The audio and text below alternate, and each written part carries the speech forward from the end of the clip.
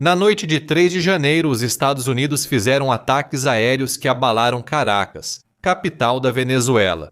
Logo ficou claro porque o governo Trump havia ordenado esses ataques. O presidente venezuelano Nicolás Maduro foi capturado. O ataque surpreendeu, pois os Estados Unidos da América atingiram a Venezuela com força inesperada, apesar das recentes ações navais próximas ao país.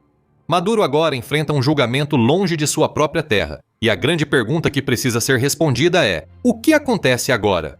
Antes da grande pergunta, vamos apenas perguntar: o que aconteceu? Já te passei o básico. Os Estados Unidos da América fizeram ataques aéreos. No fim, o presidente da Venezuela, vendado, foi levado aos Estados Unidos da América, deixando o país incerto. Em seu relatório de 3 de janeiro sobre a operação, a ABC News ofereceu mais detalhes, afirmando que o presidente dos Estados Unidos da América, Donald Trump, anunciou a captura de Maduro por volta das 4h30 da manhã em sua plataforma TRUTH Social.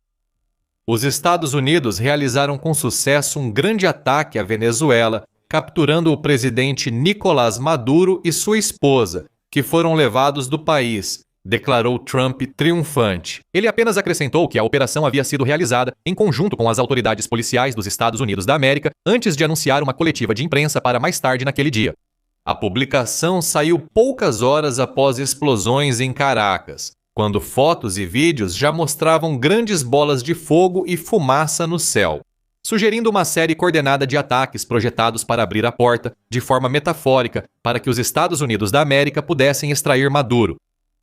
Trump comentou mais sobre a operação durante uma entrevista à Fox News, onde ele disse: "Toda a manobra envolvia muitos pousos, grande quantidade e variedade de aeronaves, helicópteros e caças. Tínhamos um caça para cada situação", disse Trump na entrevista.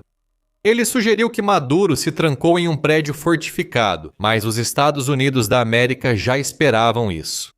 E realmente, eles simplesmente invadiram e entraram em lugares que teoricamente não poderiam ser invadidos. Sabe, portas de aço. Elas foram colocadas lá justamente por esse motivo, e foram derrubadas em questão de segundos, disse Trump. Sobre a destruição das defesas de Maduro, a British Broadcasting Corporation forneceu alguns detalhes extras em sua reportagem sobre a situação. Afirmou que militares dos Estados Unidos da América invadiram a casa de Maduro às 2h da manhã, horário local. Embora pareça provável que essas forças já estivessem operando em Caracas antes, a energia havia sido cortada em grande parte da cidade. A British Broadcasting Corporation diz que ainda não está claro como as forças americanas conseguiram fazer isso. De qualquer forma, o quarto forte blindado em que Maduro se escondeu foi aparentemente invadido pela principal unidade antiterrorismo dos militares dos Estados Unidos da América, a Delta Force, e Maduro foi retirado de lá, ou, como alguns dizem, sequestrado. A British Broadcasting Corporation informa que mais de 150 aeronaves participaram da operação, levando agentes americanos a Caracas, sem feridos entre eles. Maduro e sua esposa foram levados ao USS Iwo Jima. O casal foi levado de avião até a base da Guarda Nacional Aérea de Stewart, em Nova York. De lá, Maduro e sua esposa foram levados para uma instalação federal localizada no Brooklyn chamada Centro de Detenção Metropolitano, onde agora aguardam julgamento. Quanto aos ataques aéreos, a British Broadcasting Corporation diz que as explosões que abalaram Caracas foram planejadas como uma cobertura para a operação de extração. O Independent destaca que os Estados Unidos da América atacaram 2 aeroportos, La Guaira e Gorota, em Miranda.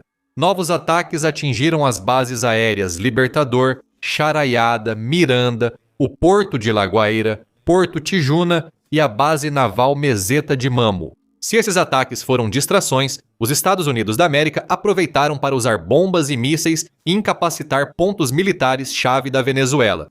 Esses foram ataques que alguns poderiam considerar como uma declaração de guerra dos Estados Unidos da América contra a Venezuela. O governo Trump não está apresentando dessa forma o que fez, como você verá em breve. Mesmo assim, é inegável que os Estados Unidos da América entraram em território legalmente delicado. E já estão sendo feitas perguntas sobre se o país tinha algum direito de fazer o que acabou de fazer. Os Estados Unidos da América afirmam que tem toda a justificativa do mundo. A Reuters informa que o Departamento de Justiça dos Estados Unidos da América buscou apoio militar americano para prender Maduro, sua esposa, filho, 2 líderes políticos e o suposto chefe de uma quadrilha internacional.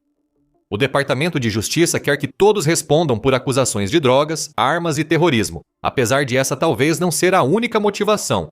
Trump já afirmou que os Estados Unidos da América estavam irritados com a Venezuela por supostamente roubar interesses petrolíferos dos Estados Unidos da América, embora não esteja exatamente claro o que Trump quer dizer com isso. Se essa motivação secundária não tivesse complicado ainda mais as coisas, Trump também afirmou que essa operação era tanto uma missão de aplicação da lei quanto um prelúdio para os Estados Unidos da América controlarem ou supervisionarem a instalação de um líder mais amigável na Venezuela. Isso já torna a legalidade da operação dos Estados Unidos da América contra Maduro juridicamente questionável, como explica o professor Jeremy Paul, da Northeastern University, a Reuters. Não se pode dizer que foi uma operação policial e depois afirmar que agora é preciso comandar o país, disse Paul. Isso não faz sentido. O especialista em Direito de Segurança Nacional Matthew Waxman, professor da Universidade de Colômbia, ressalta que uma acusação criminal nos Estados Unidos da América não permite que o país simplesmente extraia alguém de outro país. Waxman disse a Reuters que uma acusação criminal não autoriza o uso de força militar para depor um governo estrangeiro. O governo deve justificar isso com uma teoria de autodefesa. Não são só esses especialistas que dizem que os Estados Unidos da América violaram o direito internacional na Venezuela. Sir John Sawyers, ex-chefe da Military Intelligence, afirmou ao The Telegraph que a captura de Maduro é um exagero legal. O Reino Unido nunca aprovaria isso devido à legalidade duvidosa da operação. Isso não seria aceito lá, nem em outros países da Europa. Porque a base legal, que eu acho que a administração Trump está usando, é uma de aplicação da lei, e não de defesa, disse Sawyers ao veículo. Em outras palavras, a captura de Maduro pode ter sido uma operação militar disfarçada sob o pretexto de aplicação da lei. Além disso, é a aplicação da lei dos Estados Unidos da América que não deveria ter poder na Venezuela.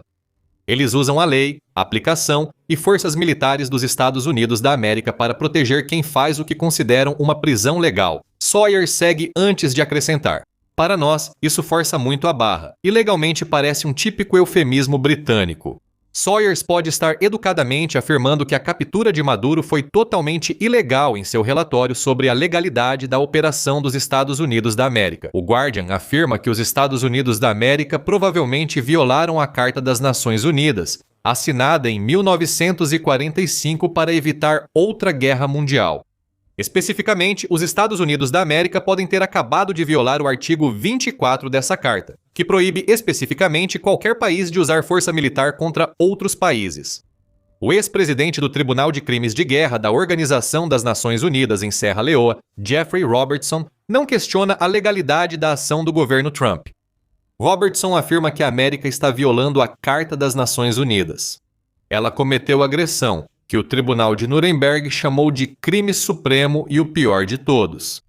Existe outra forma de a operação de Maduro ser considerada legal, além dos Estados Unidos da América apresentarem como ação policial, sugerindo que pretende usar a lei interna dos Estados Unidos da América como justificativa para suas ações na Venezuela, pode haver outra defesa da operação em jogo.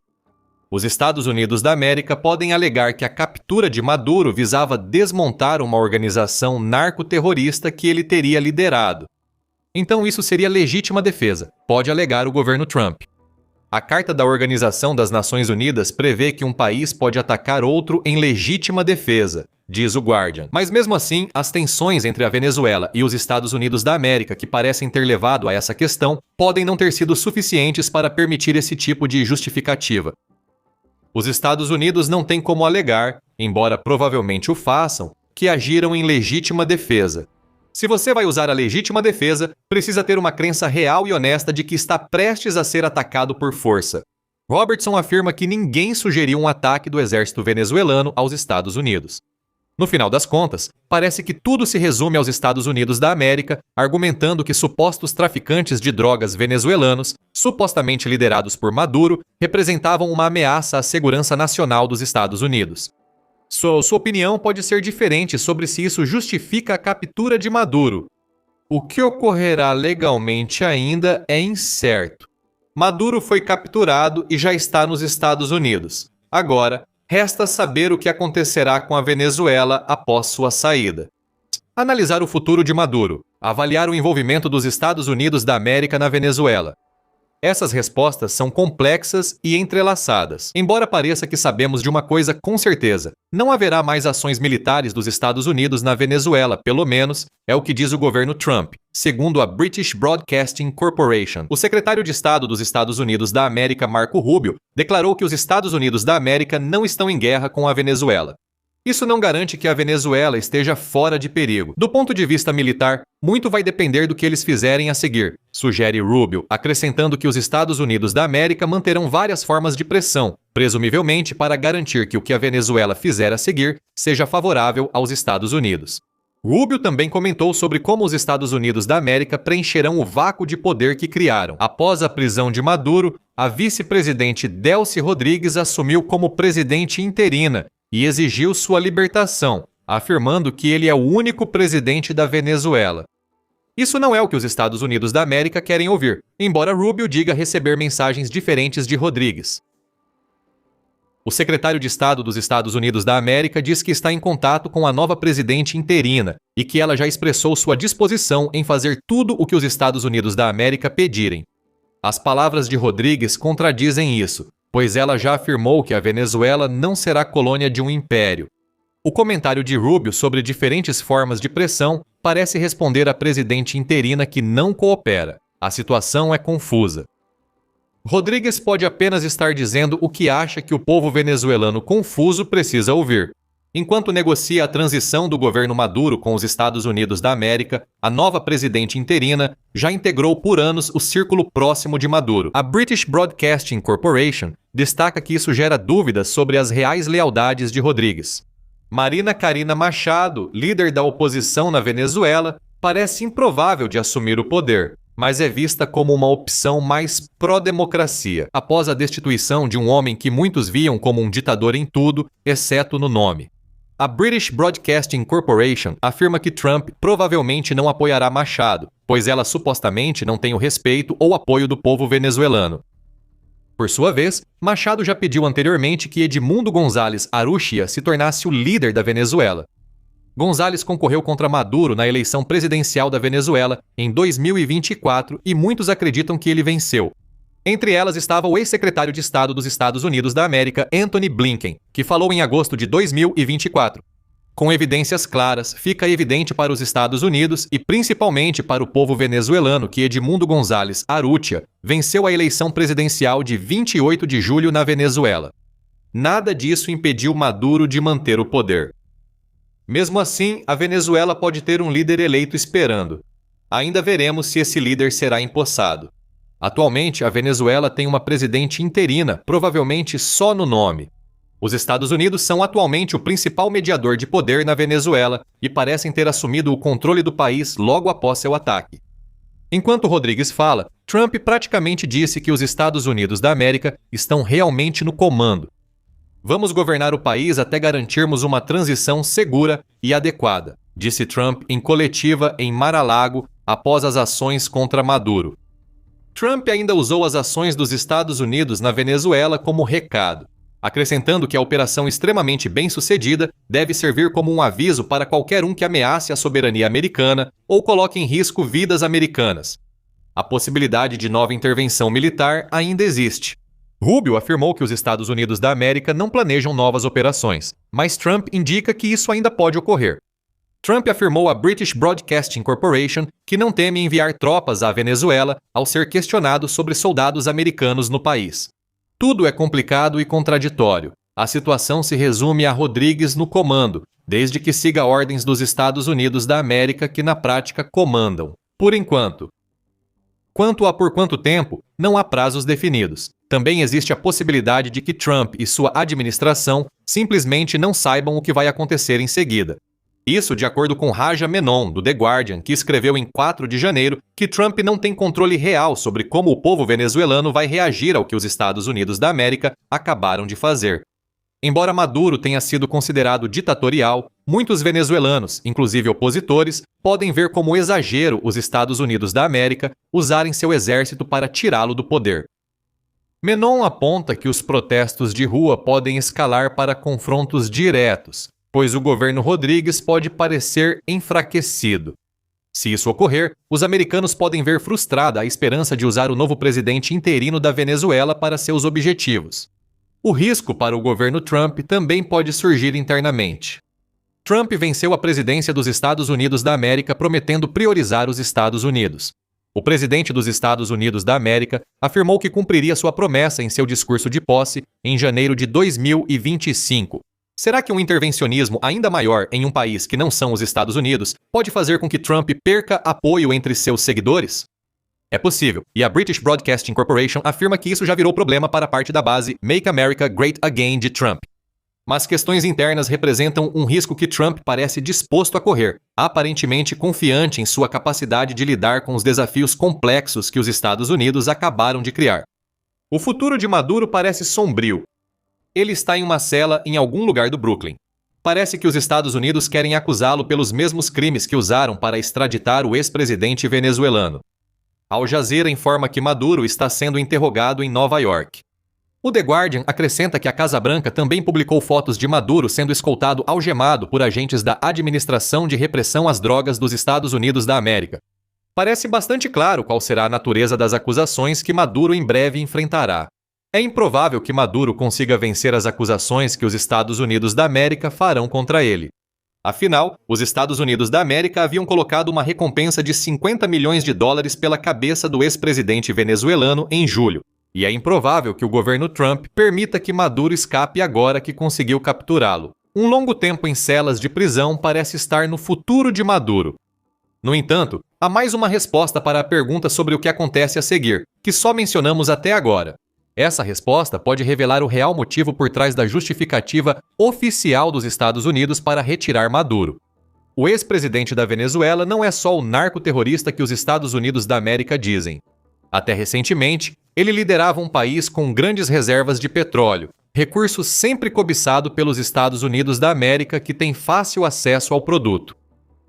A Venezuela ocupa posição interessante por ter cerca de 303 bilhões de barris de petróleo em 2023, as maiores reservas conhecidas do mundo, segundo a Al Jazeera. Essas reservas são quase 6 vezes maiores que os 55 bilhões de barris dos Estados Unidos da América. Porém, a Venezuela não aproveita essas grandes reservas. A Sky News diz que o país produz menos de 1 milhão de barris por dia, quase tudo indo para a China e os Estados Unidos, sendo que o primeiro recebe petróleo como pagamento de empréstimos antigos. Vemos um país com grande potencial petrolífero não explorado, algo muito atraente para os Estados Unidos. Trump também destaca essa atratividade. Em 3 de janeiro, o Kiev Post informou que Trump afirmou que empresas petrolíferas dos Estados Unidos da América investiriam bilhões de dólares para consertar a indústria de petróleo da Venezuela.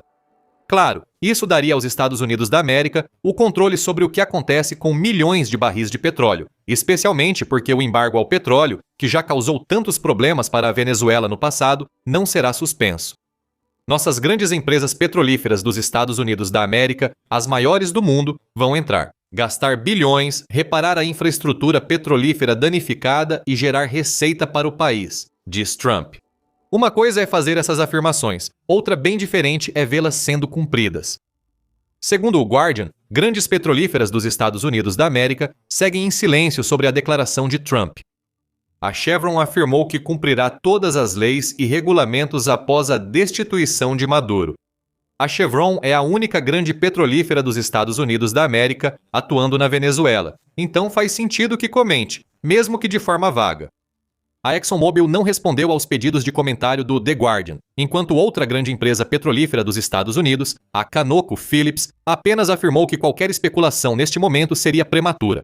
Essas empresas podem aguardar para ver quão forte será a reação às ações dos Estados Unidos da América na Venezuela. Trump vê uma oportunidade. Se livrou de um ditador que acusa de ser parte do problema das drogas nos Estados Unidos da América, os bilhões de dólares que os Estados Unidos agora podem ganhar se assumirem o controle das reservas de petróleo da Venezuela são um benefício muito bem-vindo e provavelmente esperado. A situação na Venezuela está em andamento e novas informações podem surgir. Ao assistir ao vídeo, algo pode ter mudado. Os Estados Unidos já tomaram uma atitude. Pode ter acirrado as tensões com a Rússia e a China, a ponto de o mundo ter dado um passo a mais em direção a uma guerra global. Se for o caso, saiba para onde ir nos Estados Unidos da América para sobreviver a uma guerra nuclear. Existem 9 lugares potencialmente seguros e você pode descobrir tudo sobre eles no nosso vídeo. E se você gostou deste vídeo, lembre-se de se inscrever no The Military Show para mais cobertura sobre a situação em evolução na Venezuela. E obrigado, como sempre, por assistir.